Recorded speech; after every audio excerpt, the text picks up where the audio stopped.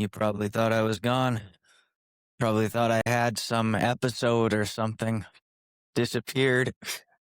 Disappeared myself, went into a fugue state, called a bunch of exes, and said, I miss you. Come back.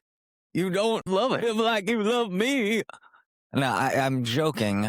I tried to record an episode last week about the ongoing war from America to Iran, addressed to Iran from America with love, right? That's what those bombs say. It was too full of rage and all over the place, even for me. And that's saying something considering who I am and what this show has always been. A show where a guy, me, rants about things like the war. Too much ranting, too much anger, too much disorganization. I thought that it was counterproductive to the cause and only made things sound a little crazier. Anyways, hi, my name is Alex Mador. This is the Short News Podcast. I'm back, and I'm here to talk about how fucked up things are getting. Cue the music. Let's go. America is a nation that can be defined in a single word. What year has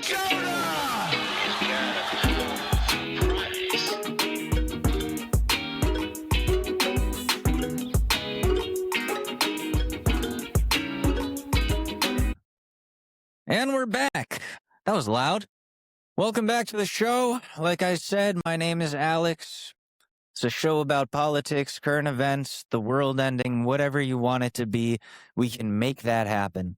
Breaking news, I guess. We can start with the newest of news. Trump earlier this morning around like 8:04. Man doesn't sleep.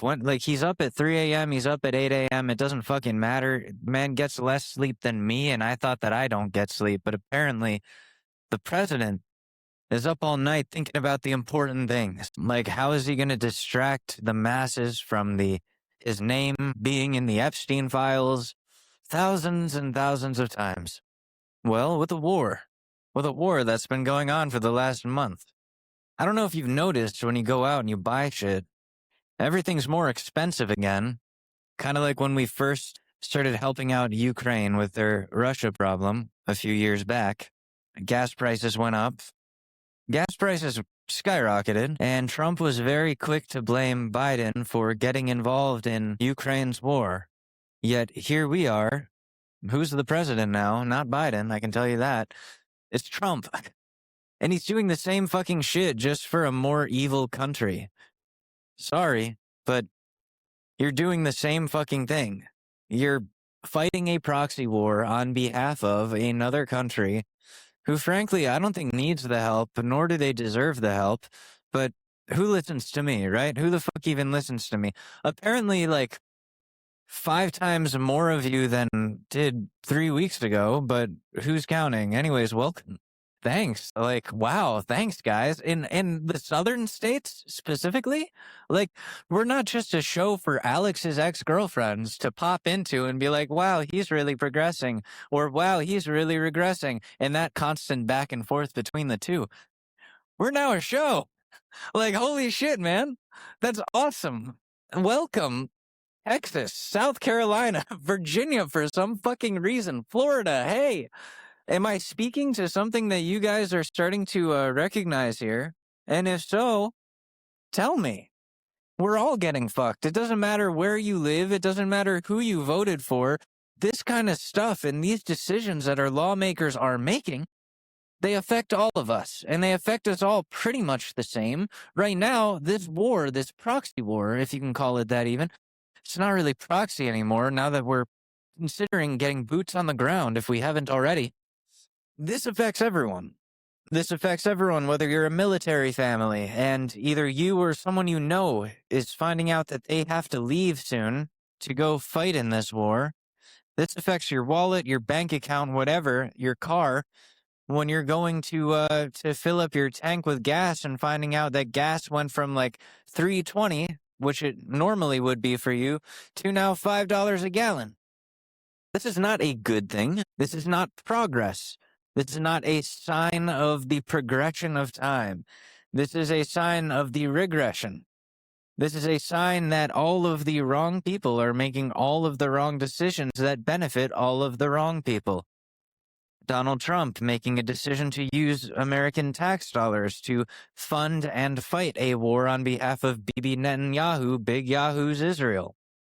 What are we getting in return? Right.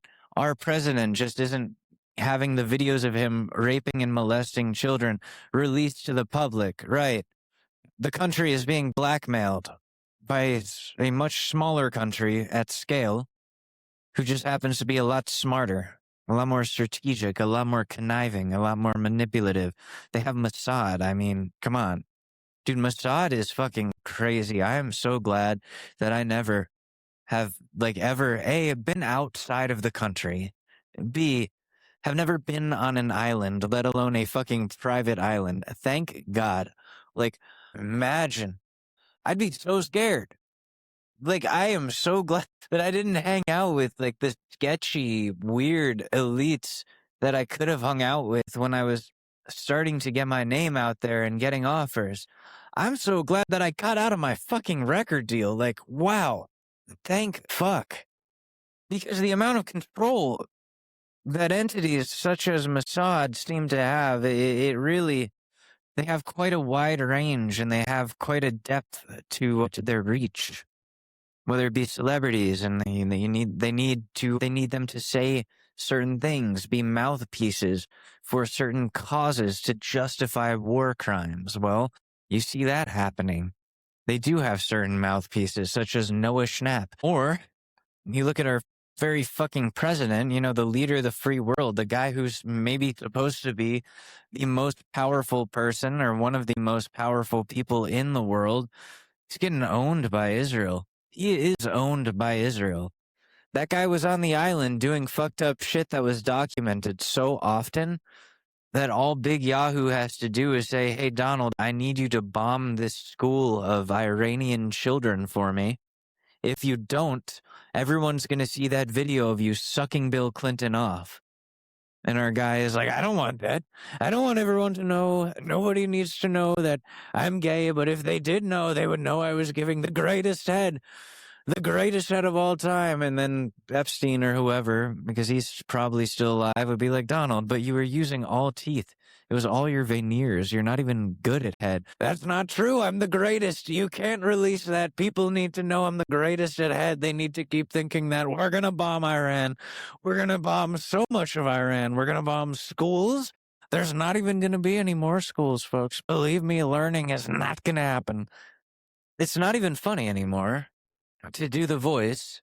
I'm not finding it fun to do the impression when I do it because it's not even like the stuff that he does is foolish in a comical way anymore. At this point in his presidency, it has simply become foolish in the dangerous type of way, foolish in the fuck nobody's doing anything about this type of way, or foolish in the why the fuck is nobody doing anything about this type of way. So joking about it, lampooning him about it, doing the voice about it, it just feels like more of doing nothing. Which is what the libs are already good enough at, as is. The Democrats are good enough at that already, as is. Why would I add to that? It's too fucking late. I'm on a podcast complaining about these very things. Hopefully it just opens up the eyes of the right person who might be able to actually do something about it. And that doesn't mean go and do something violent. I don't think you should do that because it's going to get you killed. That's, A. And B, it's going to get me killed. Don't do that. A and B are both, it's just going to backfire. It's going to come back to me, so don't do that.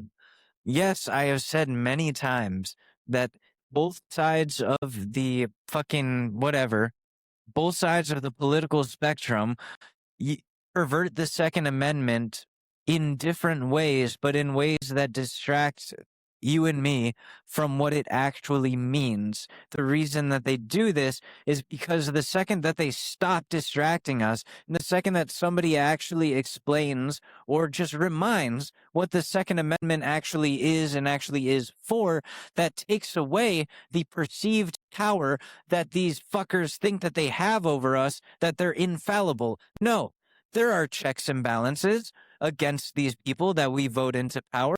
The checks and balances are us, and the Second Amendment being utilized by us. They took away your feeling like you have any power over them, but the truth is you do have power over them, and it's literally gunpoint.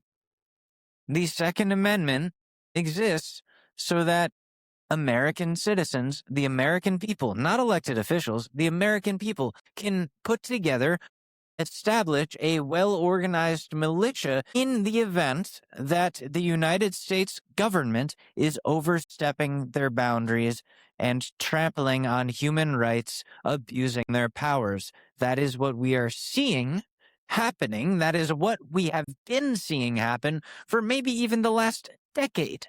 It doesn't matter what side you're talking about. The entire system as a whole is fucked up and designed to fuck you over and distract you from doing anything about it. This is not me saying do something about it. This is not me saying to well organize a militia. That's not even possible at this point because we've gotten to such a point with our government and with their implementation of technologies that we love to use that they'll know if you're organizing militia before you even say the fucking word. That's where we are with surveillance. That's where we are with AI, algorithms, and generative shit. It's too fucking late for that. I think at this point, it's you got to get elected, try to make a difference, and try not to get assassinated by the people that don't want you to make a difference. But unfortunately, every American politician that's tried to make a difference has ended up getting assassinated. Every politician, every journalist, they get on a plane, they drink some tea, next thing you know, they got a headache and they're dead in 5 hours. Shit happens. The powers that be would like for things to stay the way that they are. Because as long as they, the 1% of the rest of us who owns the majority of the wealth, continues to hoard and own the majority of the wealth, then they continue to own us. They continue to have control because whoever owns the means of production, whoever owns the majority of the shit, by default has all of the control over the population because they could just hold that access over our heads, and they do. They do that to our government. They make sweetheart deals. They have so much money that they can bribe our elected government officials. And they do, and they will continue to. And there's not really much that you or I can do about it except for playing by their stupid fucking rules and entering the system so that once we enter the system, we fucking break it.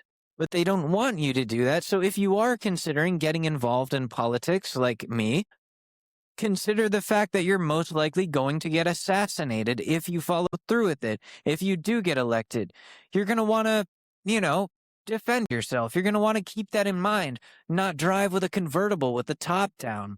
Not go outside too often. Really keep yourself on lock. Surround yourself with people that you know you can trust and who don't have ties to certain organizations that might want to whack you down the road. I'm not saying be paranoid, but I am saying be careful. There is a tightrope walk you do have to walk there. Paranoid would be Republicans. Not being careful enough would be some of your Democrats. But of course, some of the Democrats, they just don't do shit. And they say they're, I don't know, and they're writing letters.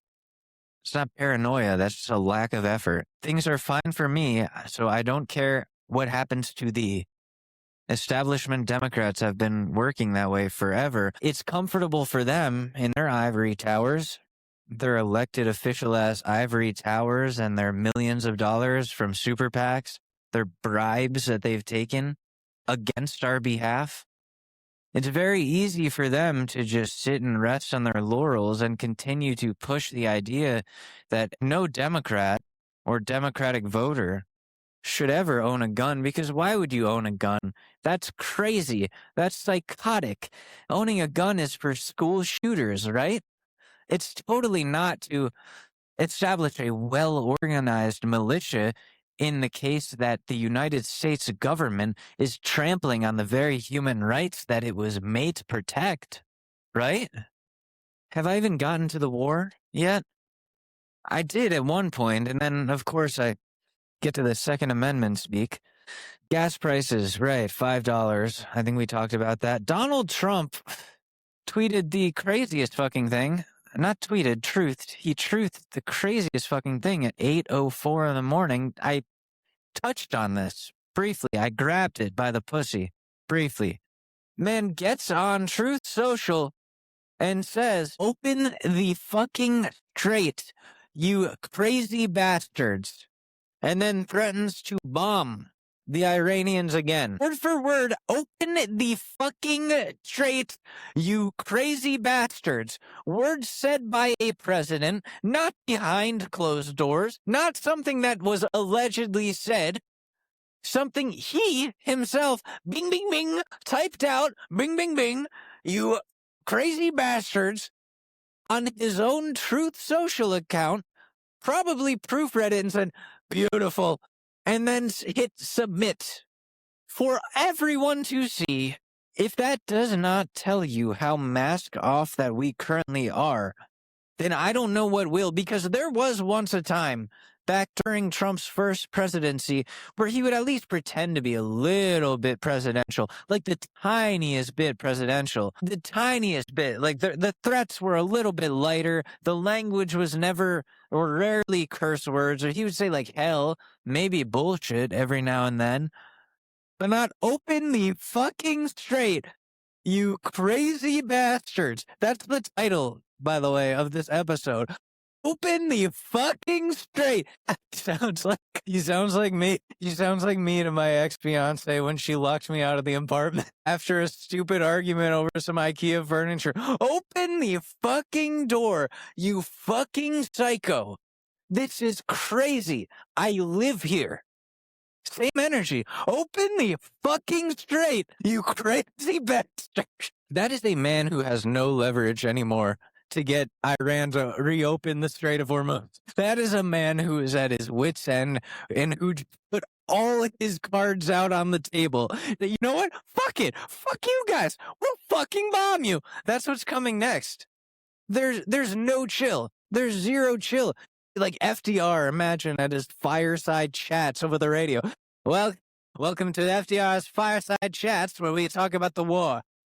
The Germans are being some fucking pussies. Let me tell you, they're being some bitch-ass pussies. I can barely stand up on my own due to polio, but if anything, I'll stand up and walk my ass over there and put my hand so far up Hitler's ass, he's gonna start calling me mommy.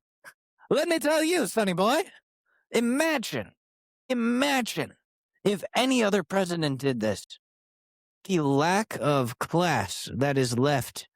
Dude, Kid Rock could be president next, and a lot of these supporters wouldn't bat an eye because it's so normalized that we have somebody so mentally unstable and mentally unfit to somehow wriggle their way into fitting into this office of the highest office of the land, by the way.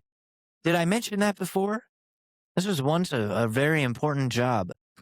This was once a job that people respected. Guy's a fucking clown. The whole thing is a fucking clown show.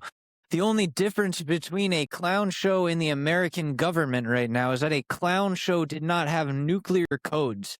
You go to Barnum and Bailey or whatever the fuck the circus is called. They don't come out with a nuclear football like, "Now everybody, I hope you enjoy the show and the tightrope walk, but listen, I just want you to know Iran ain't shit. I'm gonna jump from the tightrope into this. After that, I'm shooting out of the cannon straight to Iran with the nukes. Believe me. It's really fucked up when your own government officials are so petty and so horrible and so immoral that they have you feeling bad for the Iranians. They shouldn't be doing that. We're all patriotic people, right? None of us want to be attacked. None of us want, like, thousands of our own people, innocent fucking people died during that. Part of why I don't make 9/11 jokes anymore, because I understand the gravity of this. These are innocent fucking lives. Nobody wants another attack like that on American soil. Nobody wants to feel unsafe because we're receiving threats from another country. But this was not our war to get involved in, and Iran wouldn't be threatening our data center, threatening to blow up our data centers that we have overseas if we didn't decide suddenly, mysteriously, to start fighting Israel's war for and with them. We made our own enemy here. As we like to do historically, Americans have always made their own fucking enemies here. Dude, I'm surprised Japan isn't coming back for seconds. We nuked them twice. And they're just cool with us now. What? I would have taken that fucking personally. Like, if my family were victims of Hiroshima or Nagasaki, I would have become prime minister just to finesse a war with us. So, like, really cool on them. Very honorable on their part to not do that. But historically, the United States of America, we love to make our own enemies by fucking up people's shit. But sometimes we also like to create our own enemies, institutionalizing our own enemies, making them legitimate by giving them CIA training, by giving them CIA credentials. Does certain Osama bin Laden ring a bell during the Gulf War? That was our boy. People seem to forget. That was our boy. That was our ally. We trained him. We trained him and his fucking militia. Does that not seem a little weird to anyone, by the way? That he went from our buddy to public enemy number one pretty much overnight. The manhunt that didn't end for like 8 years or whatever. 9 years. And we fucking shot him on sight the second we found him. Is that not weird to anyone? The United States notoriously manufactures or creates their own enemies through destruction or through just, I don't know, through funding. It's a scary world right now. There's a lot of shit happening here, and there's a lot of unsureness, uncertainty, because the guy who's currently in office flip-flops every single day about whether or not we're going to start putting boots on the ground, whether or not we're going to start deploying soldiers, whether or not we're staying in this war. It seems like every day he claims we won, yet continues to send missiles, continues to fight this, but also because he didn't get congressional approval for this war, he's selective with his words. He doesn't call it a war. He calls it like a mission. He'll call it anything but war. And he'll come out and say, they won't let me call it a war. I can't call it a war, so I guess we'll call it something else. Because he didn't get congressional approval. He is doing this technically against congressional wishes. He's doing this kind of illegally, I would say. Not kind of. He is doing this illegally. This is an illegal war. And it just goes to show that nothing fucking matters anymore in the United States when it comes to how we used to do things. As long as you are a billionaire, and as long as the other billionaires agree with what you're doing and get some sort of benefit out of this, you can literally deploy the United States military to fight shit out to better benefit your wallets in the long run. Or to make sure that Bibi Netanyahu doesn't release embarrassing, incriminating videos of you raping children. Pick your poison. It's probably both. What else can I even say here, guys? What else is there even to say? I feel like I'm talking about the same things every single time I come on here. It's just Trump did this. This is why it's bad. This is why the billionaires are controlling everything. This is why that's bad. What can we do about it? I don't know, but somebody should. That's essentially what I'm doing here. And that annoys me. So then I guess the question is, what can you do about this? Aside from going online and calling these people out relentlessly. In 2020, I want to say 2019 or 2020, Killer Mike had a really good point. Killer Mike, the rapper from Run the Jewels and other things. Love that guy. Saw him live. We need to bully our politicians. And we need to stop letting them make us feel like it is illegal or dangerous for our safety to do so. When they are in control of our lives, they are in control of our safety, they are in control of our future, and we chose them. We are the reason, or reasons, that they got their job in the first place, that they're sitting there on their high fucking horse in their stupid fucking castle. We elected them. There was a democratic process there where the people chose. But they're not really fighting for the people, are they?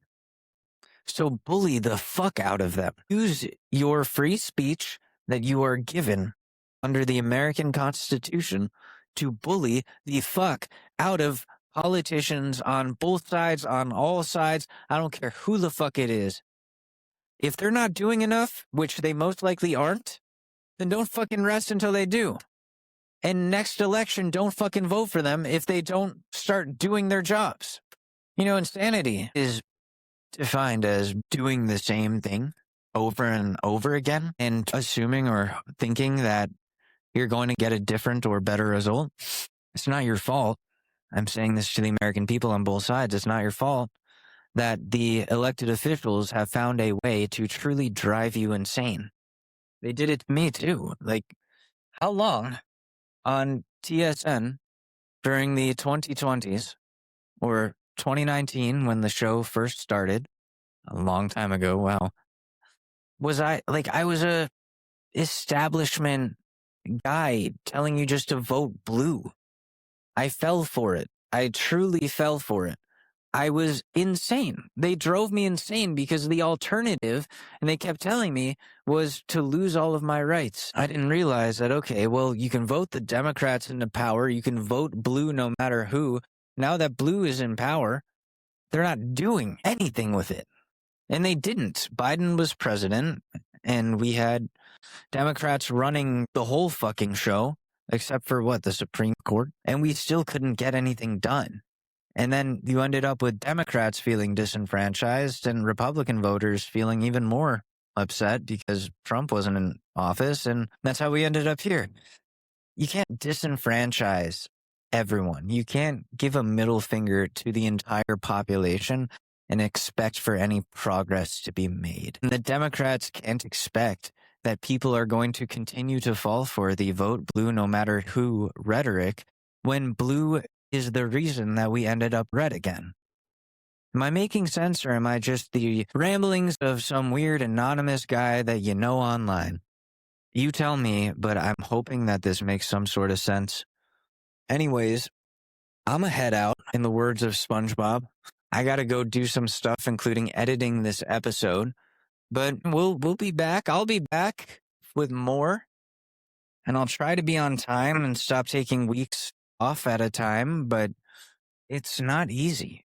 I work a very difficult job during the week, and it's one that involves a lot of being the emotionally strong person for somebody else when, I may not even feel emotionally strong that day. Maybe I'm just a masochist and that's why I like it. But that's besides the point. It's been very taxing over the last couple of weeks, and then talking about the news immediately after just feels quite taxing as well. Speaking of which, season is upon us, so if you haven't, you should get started on that and finished on that already. If the deadline hasn't already hit, if you need to, get an extension. You don't want them bothering you. There's enough stuff bothering us, government related already. Don't add the IRS to that. Besides, you'll get some money back, most likely. This has been the Short News Podcast. This will continue to be the Short News Podcast next week. My name is Alex Mador. I appreciate you listening. To any new listeners out there, a lot of y'all in the South, I appreciate y'all. And to those of you in the North, I appreciate you as well. And anyone else, I appreciate you too. See you next time. Bye-bye.